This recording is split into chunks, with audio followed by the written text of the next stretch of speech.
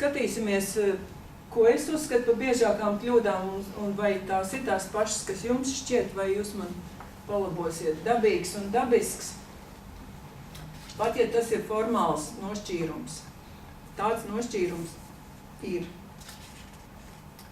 Un dabīgs ir priekšmetiskāks ar īk. Un isks ir jēdzieniskāks.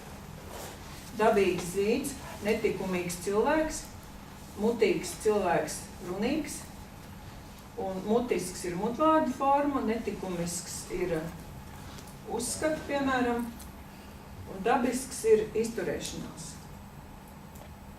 Par personīgs un personisks es esmu apjukusi, man viss ir sajūts, ja jums kādam ir stingrs priekšstats, varat man pateikt, es labprāt ņemšu vērā, mans priekšnieks pateica, personīgs ir tikai Dievs, visi pārējie ir personiski.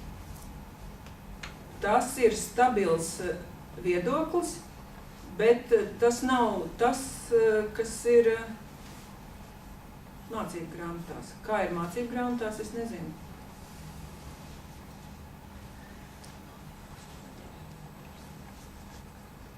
Ja tik daudzi kļūdās, varbūt, ka